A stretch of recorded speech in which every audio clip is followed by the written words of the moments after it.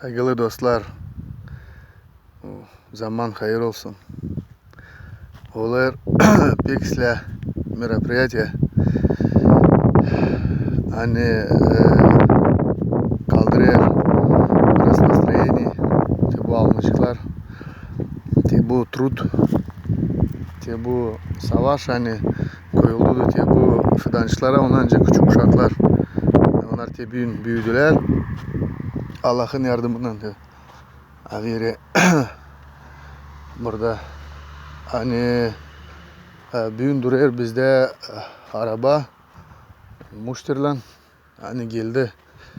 Bu fidancılar 2012'den 2012. yıldan biz onları yektik. Benim dostumdan da sonra şimdi уже 3. sene sıradan kullanır benim kardeş Sergey o.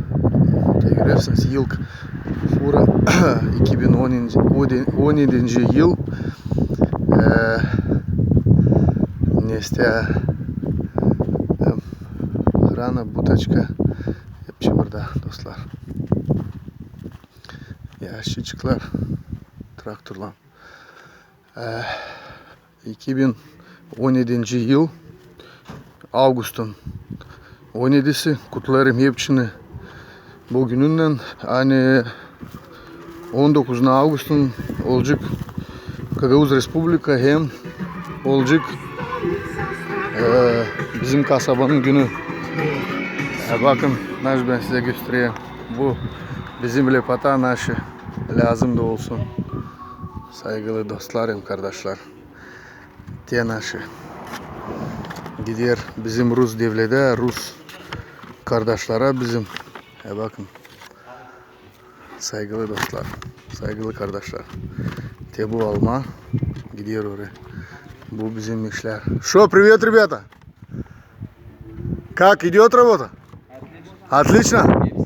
Hepçiler. O görüyorsun. На плохо. Bizim kardeşler gagavuzlar görüyorsunuz. Привет, брат. Как нормально яблоко? Нехорошее. Нехорошее? Спасибо. Вот пацан дал сразу нам оценку. Нам еще надо трудиться. Görüyorsun. Vançu selam kardeş. Ne haber? İşte. Te görüyoruz. Diğer annesi. Lamta. Bayraklar. Nехорошее. Bu senin? Ha? Seni aldılar büyüğün neste yapar.